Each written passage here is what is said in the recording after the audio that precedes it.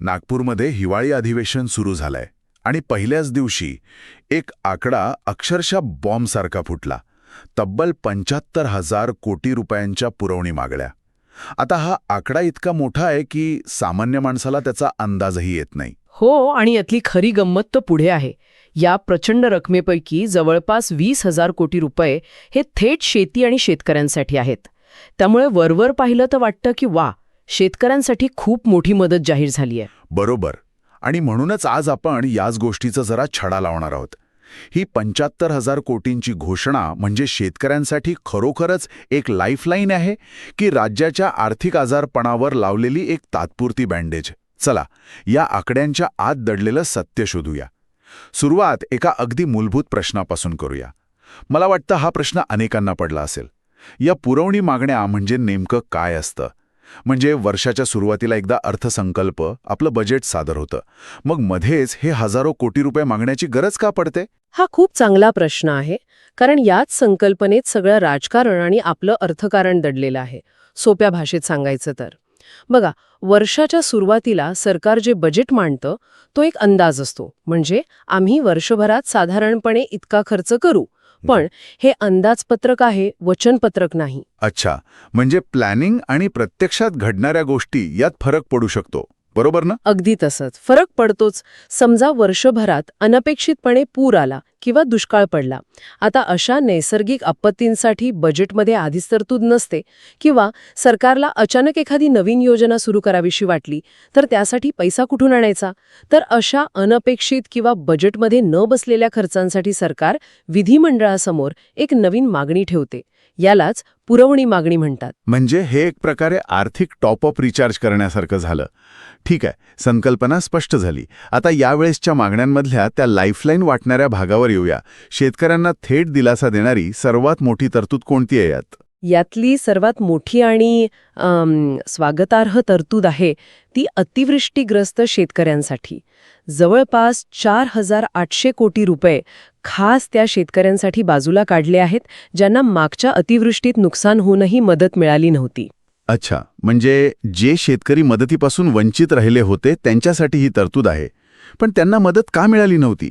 कारणं खूप छोटी होती, पण शेतकऱ्यांसाठी ती मोठी होती. म्हणजे बघा, काहींचं KYC पूर्ण नव्हतं, काहींच्या बँक खात्यात काहीतरी तांत्रिक अडचण होती. अशा कारणांमुळे त्यांची मदत अडकली होती. आता या निधीमुळे ती अडचण दूर होऊन पैसे थेट त्यांच्या खात्यात जमा होतील अशी अपेक्षा आहे. त्यामुळे ज्यांना खरोखर गरज आहे त्यांच्यासाठी ही नक्कीच एक लाईफलाईन आहे. ठीक आहे, म्हणजे हा एक महत्वाचा दिलासा आहे. पण शेतकऱ्यांसाठीचा एकूण आकडा तर जवळपास 20,000 कोटींचा आहे. मग बाकीच्या साधारण 15,000 कोटी कुठे जाणार आहेत? तेही अशाच आपत्कालीन मदतीसाठी आहेत की त्यात काही दुर्गामी विचार पण आहे? हा मुद्दा महत्वाचा आहे.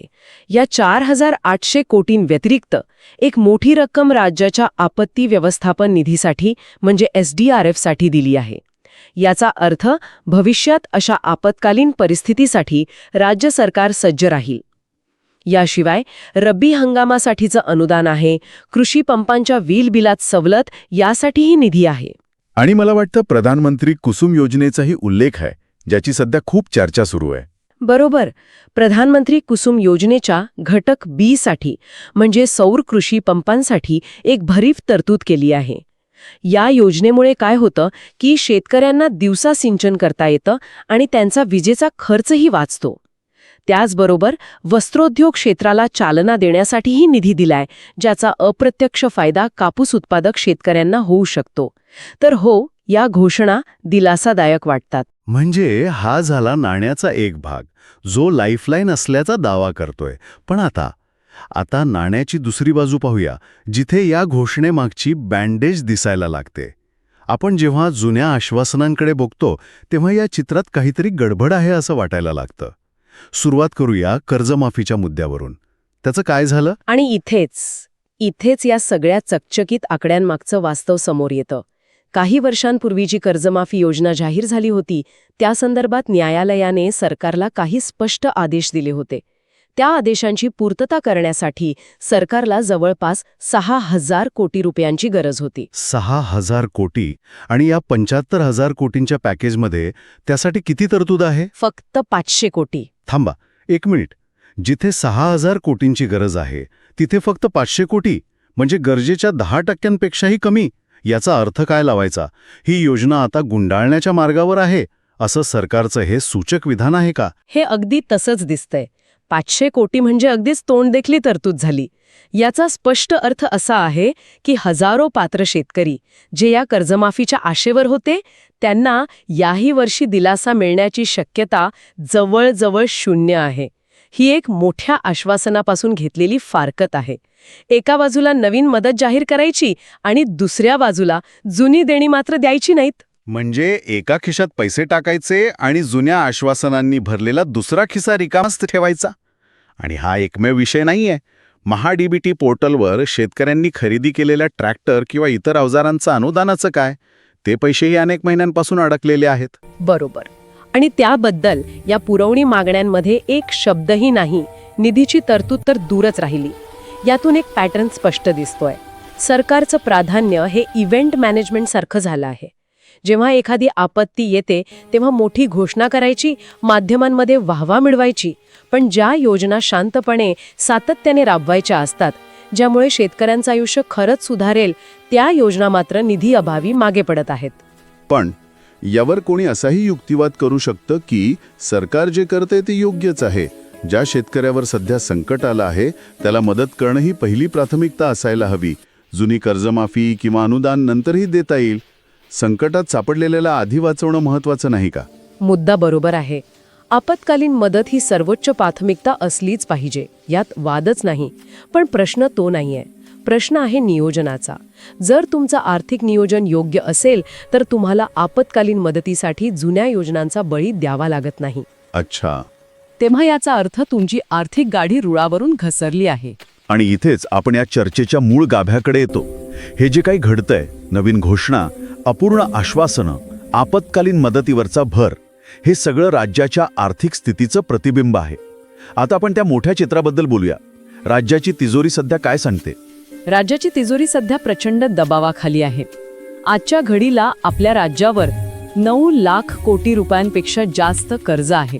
ही रक्कम इतकी मोठी आहे की ती आपल्या राज्याच्या एकूण वार्षिक उत्पन्नाच्या म्हणजे GSDPच्या जवळपास 25% आहे, जी एक धोक्याची पातळी मानली जाते. 9 लाख कोटी. आणि या आकड्याचा अर्थ सामान्य माणसाच्या आयुष्यावर काय परिणाम करतो?